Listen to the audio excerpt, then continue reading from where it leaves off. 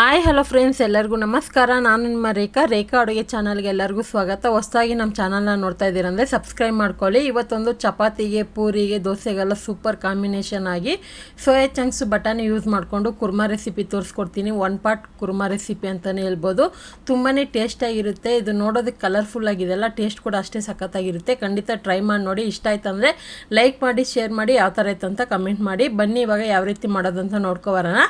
ಇದು ಮಾಡೋದಕ್ಕೆ ಮಸಾಲೆ ರುಬ್ಬೋದಕ್ಕೆ ನಾನು ಇಲ್ಲಿ ಸೋಂಕಾಳು ಒಂದು ಅರ್ಧ ಟೀ ಸ್ಪೂನು, ಗಸಗಸೆ ಅರ್ಧ ಟೀ ಸ್ಪೂನು, ಗೋಡಂಬಿ ನಿಮ್ಗೆ ಎಷ್ಟು ಬೇಕಾದರೂ ತೊಗೋಬೋದು. ನಾನಿಲ್ಲಿ ಒಂದು 5ರಿಂದ 6 ತೊಗೊಂಡಿದ್ದೀನಿ. ಚಕ್ಕೆ, ಲವಂಗ, ಯಾಲಕ್ಕಿ, ಒಂದು ಚಿಕ್ಕ ಪೀಸು ನಕ್ಷತ್ರದ ಹೂವು ಹಾಕ್ಕೊತಾ ಇದ್ದೀನಿ. ಬೇಕಂದರೆ ನೀವು ಇದು ಗೋಡಂಬಿ ಬದಲಾಗಿ 1 ಟೇಬಲ್ ಸ್ಪೂನ್ ಹುರ್ಗಡ್ಲೆ ಸಹ ಹಾಕೋಬೋದು. ಗೋಡಂಬಿನ ಸ್ಕಿಪ್ ಮಾಡಿಕೊಂಡು ತೆಂಗಿನಕಾಯಿ ಒಂದು 1/4 ಕಪ್ಪು, ಒಂದು 7-8 ಹಸಿರು ಮೆಣಸಿನ್ಕಾಯಿ ತೊಗೊಂಡಿದ್ದೀನಿ. ಇದು ಚಿಕ್ಕದಾಗಿರೋದ್ರಿಂದ ಅಷ್ಟು ತೊಗೊಂಡಿದ್ದೀನಿ. ಸ್ವಲ್ಪ ಪುದೀನ, ಒಂದು ಅರ್ಧ ಕಪ್ ಆಗೋಷ್ಟು ಕೊತ್ತಂಬರಿ ಸೊಪ್ಪು, ಇದೆಲ್ಲ ಹಾಕ್ಕೊಂಡು ಸ್ವಲ್ಪ ನೀರು ಹಾಕಿ ನುಣ್ಣಗೆ ರುಬ್ಕೊಬರ್ತೀನಿ. ಆದಷ್ಟು ಕ್ರೀಮಿಯಾಗಿ ರುಬ್ಕೊಳ್ಳಿ. ತರಕಾರಿಯಾಗಿ ರುಬ್ಬಿದ್ರೆ ನಿಮಗೆ ತಿನ್ನೋವಾಗ ಅದು ಅಷ್ಟು ಚೆನ್ನಾಗಿರೋದಿಲ್ಲ, ಮತ್ತು ಕೆಲವರಿಗೆ ಗ್ಯಾಸ್ಟ್ರಿಕ್ ಪ್ರಾಬ್ಲಮ್ ಆಗುತ್ತೆ. ಮಸಾಲೆ ಯಾವಾಗೂ ನುಣ್ಣಗಿರಬೇಕು. ಹಾಗೆ ಇದ್ರ ಜೊತೆಗೆ 1 ಟೇಬಲ್ ಸ್ಪೂನ್ ಶುಂಠಿ ಬೆಳ್ಳುಳ್ಳಿ ಪೇಸ್ಟ್ ಇತ್ತು, ಅದನ್ನೇ ಹಾಕ್ಕೊತಾ ಇದ್ದೀನಿ. ಅದಿಲ್ಲಾಂದರೆ ನೀವು ನಾರ್ಮಲ್ಲು ಒಂದು 6ರಿಂದ 7 ಪೀಸ್ ಬೆಳ್ಳುಳ್ಳಿ, ಒಂದು ಅರ್ಧ ಇಂಚ್ ಶುಂಠಿ ಹಾಕ್ಕೊಂಡು ರುಬ್ಕೋಬೋದು. ಅದು ರುಬ್ಬಿದ ಮೇಲೆ ಇವಾಗ ಕುಕ್ಕರ್ ಇಟ್ಟಿದ್ದೀನಿ. ಕುಕ್ಕರ್ಗೆ ಒಂದು 2 ಟೇಬಲ್ ಸ್ಪೂನ್ ಎಣ್ಣೆ, ಮತ್ತು ಜೀರಿಗೆ ಸ್ವಲ್ಪ, ಮತ್ತು ಒಂದು ದೊಡ್ಡ ಸೈಜ್ ಈರುಳ್ಳಿನ ಚಿಕ್ಕದಾಗಿ ಕಟ್ ಮಾಡಿ ಹಾಕ್ಕೊತಾ ಇದ್ದೀನಿ. ಚಿಕ್ಕದಾದರೆ 2 ಯೂಸ್ ಮಾಡ್ಕೊಳ್ಳಿ. ನಾನು ದೊಡ್ಡ ಈರುಳ್ಳಿ ಹಾಕ್ಕೊಂಡಿದ್ದೀನಿ.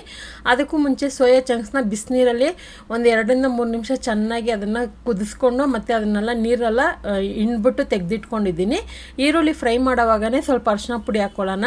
ಸೋಯಾ ಚಂಕ್ಸ್ನ ಸ್ವಲ್ಪ ಸಾಫ್ಟಾಗಿ ಇರಬೇಕು, ಅದಕ್ಕೆ ಬಿಸಿನೀರಲ್ಲಿ ಚೆನ್ನಾಗಿ ಕುದಿಯೋಂಥ ಬಿಸಿನೀರಲ್ಲಿ ಒಂದು 2 ನಿಮಿಷ ಬಿಟ್ಟಿದ್ದೆ. ಹಾಗೆ ಆನಂತರ ಸ್ಟವ್ ಆಫ್ ಮಾಡಿಬಿಟ್ಟು ಚೆನ್ನಾಗಿ ಡ್ರೈ ಮಾಡಿ ಹಾಕ್ಕೊಂಡಿದ್ದೀನಿ. ಇವಾಗ ನೋಡ್ತಾ ಇರ್ಬೋದು, ಅದ್ರ ಜೊತೆಗೆ 1 ಕಪ್ ಆಗೋಷ್ಟು ಫ್ರೋಝನ್ ಬಟಾಣಿ. ಇವಾಗ ನಿಮಗೆ ನಾರ್ಮಲಾಗಿ ಫ್ರೋಝನ್ ಬಟಾಣಿ ಎಲ್ಲ ಆನ್ಲೈನ್ಗಳಲ್ಲೂ ಸಿಗುತ್ತೆ. ಅದಿಲ್ಲ ಅಂದರೆ ನೀವು ನಾರ್ಮಲ್ ಹಸಿ ಬಟಾಣಿ ಇದ್ದರೆ ಯೂಸ್ ಮಾಡ್ಕೋಬೋದು. ಒಣ ಬಟಾಣಿ ಅಂದರೆ ನಿಮಗೆ ಟೈಮ್ ಅನ್ನೋದು ಜಾಸ್ತಿ ಹಿಡಿಯುತ್ತೆ ಬೇಯೋದಕ್ಕೆ, ಅದಕ್ಕೋಸ್ಕರನೇ ಇದು ಇನ್ಸ್ಟೆಂಟಾಗಿ ಪಟ್ಟಂತ 1 ಪಾಟ್ ರೆಸಿಪಿ ಥರ ಮಾಡೋದ್ರಿಂದ ಆ ಫ್ರೋಝನ್ ಬಟಾಣಿ ಯೂಸ್ ಮಾಡ್ಕೊಂಡಿದ್ದೀನಿ.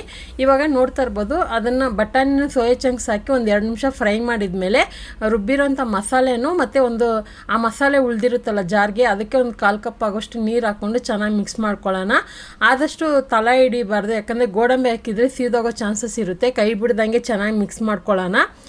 ಮತ್ತು ಇದಕ್ಕೆ ಜಾಸ್ತಿ ನೀರು ಕ್ವಾಂಟಿಟಿನೂ ಬೇಕಾಗೋದಿಲ್ಲ, ಯಾಕಂದರೆ ಕುರ್ಮಾ ರೆಸಿಪಿ ಮಾಡೋದ್ರಿಂದ ನೀರೇನಾದರೂ ಜಾಸ್ತಿ ಆಯ್ತು ಅಂದರೆ ಮತ್ತೆ ಅದನ್ನು ಗಟ್ಟಿ ಮಾಡೋಕ್ಕೆ ಬರೋಲ್ಲ. ಗಟ್ಟಿ ಮಾಡಬೇಕಂದ್ರೆ ಕಡಲೆ ಹಿಟ್ಟನ್ನ ಒಂದು ಲೋಟ ನೀರಲ್ಲಿ ಕಡಲೆ ಹಿಟ್ಟನ್ನ ಮಿಕ್ಸ್ ಮಾಡಿ ಹಾಕಿ ನೀವು ಕುದಿಸ್ಕೋಬೇಕಾಗುತ್ತೆ.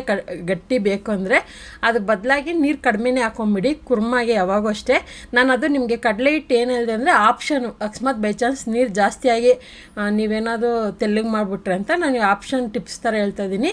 ಮತ್ತು ಉಪ್ಪು ಖಾರ ಚೆಕ್ ಮಾಡ್ಕೊಳ್ಳಿ. ಖಾರ ಬಂದ್ಬಿಟ್ಟು ಚಕ್ಕೆ ಲವಂಗನೂ ಇದೆ, ಮತ್ತು ಹಸಿರು ಮೆಣಸಿನ್ಕಾಯಿ ಹಾಕಿದ್ದೀನಿ. ಅದೆಲ್ಲ ಸ್ವಲ್ಪ ಮೈಲ್ಡಾಗೇ ಇರುತ್ತೆ, ಖಾರ ಓವರ್ ಆಗಿರಲ್ಲ.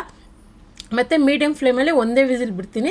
ಒಂದು ವಿಸಿಲ್ ಬಿಟ್ಟು ಪೂರ್ತಿ ಗ್ಯಾಸ್ ರಿಲೀಸ್ ಆದಮೇಲೆ ಓಪನ್ ಮಾಡ್ತಾಯಿದ್ದೀನಿ. ಆ ಥರ ಮಾಡಿದ್ರೇ ನಿಮಗೆ ಈ ಥರ ರೆಸಿಪಿ ಬರೋದು. ಇಲ್ಲ ನಾನು ತಕ್ಷಣವೇ ತೆಗಿಬೇಕಂದ್ರೆ ತಕ್ಷಣ ತೆಗೆದ್ರೆ ನಿಮಗೆ ಒರಿಜಿನಲ್ ಟೇಸ್ಟ್ ಬರೋದಿಲ್ಲ, ಹಸಿ ವಾಸನೆಯೂ ಹಾಗೇ ಇರುತ್ತೆ. ಅದಕ್ಕೋಸ್ಕರ ಹೇಳ್ತಾ ಇದ್ದೀನಿ. ಪೂರ್ತಿ ಗ್ಯಾಸ್ ರಿಲೀಸ್ ಆದಮೇಲೆ ಓಪನ್ ಮಾಡಿ. ತುಂಬಾ ಚೆನ್ನಾಗಿರುತ್ತೆ. ಅದರಲ್ಲೂ ಏನಾದರೂ ಪ್ರೋಟೀನ್ ಬೇಕು, ಸೋಯಾ ಚಂಕ್ಸ್ ತಿನ್ನೋರು, ಡಯಟ್ ಮಾಡೋರು, ವರ್ಕೌಟ್ ಮಾಡೋರೆಲ್ಲ ಸೋಯಾ ಚಂಕ್ಸ್ ತಿಂತೀರಂದರೆ ಚಪಾತಿ, ಪೂರಿ, ದೋಸೆಗೆಲ್ಲ ಸೂಪರಾಗಿರುತ್ತೆ. ಟ್ರೈ ಮಾಡಿ. ಯಾವ ಥರ ಇತ್ತು ಅಂತ ಕಮೆಂಟ್ ಮಾಡಿ, ಲೈಕ್ ಮಾಡಿ, ಶೇರ್ ಮಾಡಿ. ರೇಖಾ ಅಡುಗೆ ಚಾನಲ್ನ ಸಬ್ಸ್ಕ್ರೈಬ್ ಮಾಡ್ಕೊಳ್ಳಿ. ಈ ವಿಡಿಯೋ ನೋಡಿದ್ದಕ್ಕಾಗಿ ಎಲ್ಲರಿಗೂ ಧನ್ಯವಾದಗಳು.